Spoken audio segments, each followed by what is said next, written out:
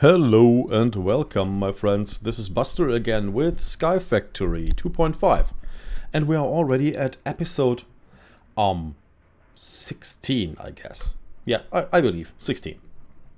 And we reached 51 subscribers. Awesome. So I'm officially above 50 subscribers, which is really great. Thank you so much, guys. That means really a lot to me. I actually never thought I would go that far. And again, I missed my timer. Oh man. So, 15 minutes, there we go. Good. So, last time we only tried to get the stuff back from the Nether. And indeed, I actually succeeded at that after about 4 hours of trying. 3 to 4 hours of trying. You saw that in the last video. You didn't see that I actually retrieved the first things I've lost, which are my alumite tools and sword and stuff like that. But you can see here the Imperial leggings and stuff. Everything is back. All I lost is the hoe from the magical crops, but I made a new one.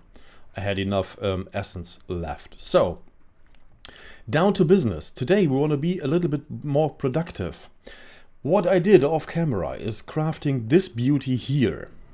It's an auto sieve from X-Compressum, and it doesn't sift. Oh, no, it doesn't thing. Look, it's nice. Little guy who does it. It is actually Pulp John Fiction, whoever that is, I have no idea. But he is sifting. And this sieve is also sifting. The one we placed the episode before the Nether one. And I upgraded it a little bit with speed upgrade. It is still not really that fast, but we will never run out of cobblestone so far. It's always 10,000 stored in here. Always gets pulverized in here to the gravel and to the second output sand, and then sifted through it. This is the output so far. The broken gold, the broken ore stuff from the gravel, and the crushed stuff from the sand. So this is what we get so far from that right now. And this is all we got from it at all. So alone here, the iron, it's amazing. So we have so much resources now, and we gather more and more, which is really, really great. One flaw in the system, not the flaw in the system, the flaw, we are running out of power. I grabbed the energy cell that was up there and placed it here, so we have an energy buffer for the machines down here. But it's again running out of energy. As you can see right now, it's close to 0 and it's gone. And we are not producing anymore because we ran out of fertilizer. And without fertilizer, the grease only grow naturally, and so we are running low on energy. The energy is really a problem I need to fix, mainly by bringing up fertilizer. And fertilizer is only possible if we have sulfur, and sulfur we get the best way at least by pulverizing blaze rods. I had a second pulverizer here, which is now over here, and I upgraded it, you can see in the tooltips, to hardened. And the plan was to upgrade it even to reinforced. The bad thing is, let's see, I'll give it to me. I can show you like this. The bad thing is, no, still the wrong key. When you upgrade it to reinforced pulverizer, you need signalum gear. I shouldn't have done that. Signalum gear, made from signalum ingots. So far, so good. And you get this stuff, for example, by smelting it in the smeltery. By, let's see, here it is. A little bit of silver, that's 1 ingot I believe. A little bit of copper, and 1 bucket of destabilized redstone. So destabilized redstone is basically molten redstone. But when we start to melt redstone, I shouldn't have done that. Stabilized redstone. Here you go. You can see here in the smeltery, from a redstone block or redstone ore, we need 3000 degrees to smelt that. But we don't have that. We have a pulverizer. Stop it! Don't have that. We only have lava, and we will never reach that high temperature with it. So we need pyrotheum dust. This stuff here, and we need to make blazing by pyrotheum with it. Man, that word. And this will burn hotter and will smelt the redstone. So it won't happen now, but that is one of the goals we want to do. And we can, I think, make this stuff. Oh, but again, we need sulfur. Okay, so far from that. But what I want to do first is make a better production of the ores. So right now we have only the sifted stuff in here, and then we need to form blocks from it, place it in the smeltery, and so on. So I want to automate this this process. So we will basically have 2 hardened pulverizers with an upgrade. Come on here. Oh no, I placed the pulverizer here. There is an upgrade. I don't have it. Oh, it's installed already, which increases the secondary chance, and you can increase it by additional 35% something in the reinforced version of the pulverizer. So I will make a second hardened of this with the exact same augmentation in it, and then we will have a pulverizer that pulverizes the cobblestone to gravel and to sand. And then the gravel to sand and dust. And then we will sift through gravel, sand and dust. So we have the materials from all those sources, which is really great. Because depending on what you sift, you get different materials. For example, redstone dust, you get only by sifting through dust. And we are slowly running out of redstone, only 46 left. And right now we don't sift dust, so we don't get anything back from redstone. So let me try to figure that out and place at least the chain, what I think will be correct. And then we will see if it works. See you in a second. For you, just past a second. For me, a whole day. Hello, welcome back.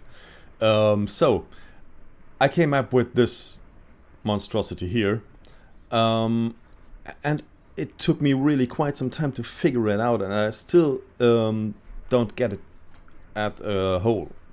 I explained to you what is missing. So I set up this chain of pulverizers.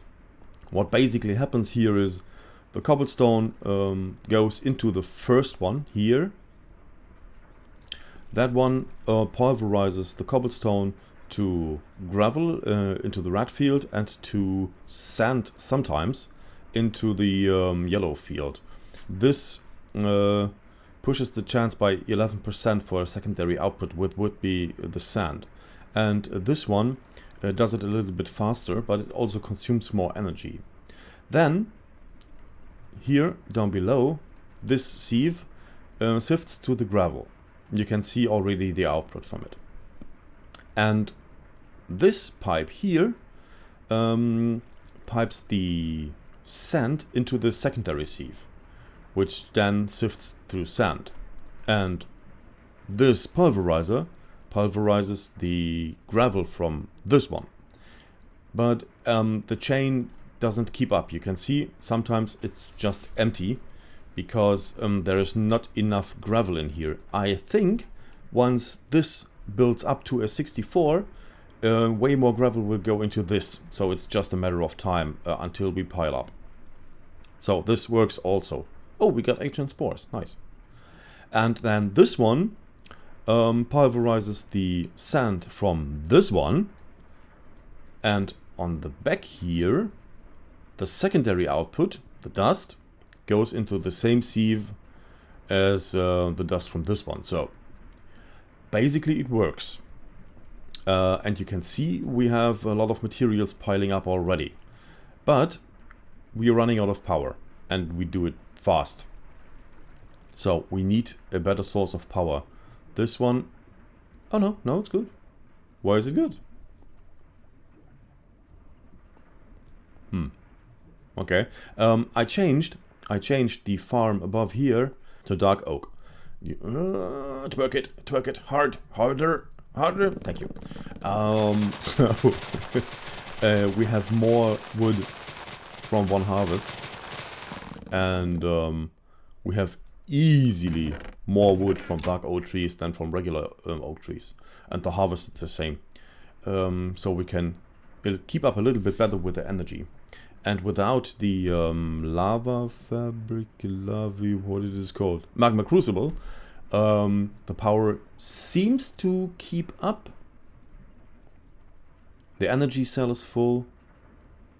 This fills up. This one is losing energy because the secondary reception coil here, which improves the speed, also improves the energy consumption by the factor of 3. So instead of 40 RF per tick, we're using up to 140 RF per tick. And I think the pipes and everything can't really keep up with that. So there's absolutely room for improvement. What I don't get is how to process the ores or the crumble stuff and the dust stuff and so on, how process it further. I thought of this thing here, the cyclic assembler. But unfortunately, you can only craft one recipe with it. So ideally, to do it with this tool, we have here, we don't need that, 1, 2, 3, 4, 5, 6, 7, 8. So we would need a chain of 8 cyclic assemblers per sieve. We have different stuff here, so we have the broken stuff, the crushed stuff, and the powdered stuff. So ideally we would need 8 cyclic assemblers for each sieve. Sieve? No idea. That is overkill, and I don't have the materials for it. And I don't want it to be that big. So, if any of you guys have any suggestions how I realize that to make the actual block from the crushed stuff to smelt it in the smeltery, that would be nice. If every one of you would know how to do that, so we can really automate things.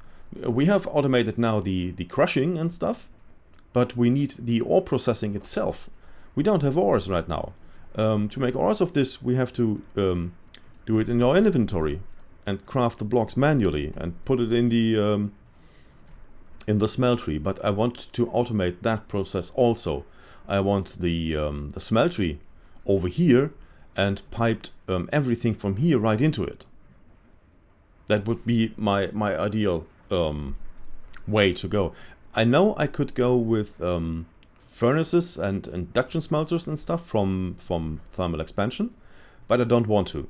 I like these things, really. I love it. When you look at it and all is messy and filled up with hot liquid and stuff, I like that a lot. So, I think it is kind of working. The next thing is, better processing of the ores itself, so we can actually have ingots and blocks. And I think improvement of energy production and at least of energy transportation.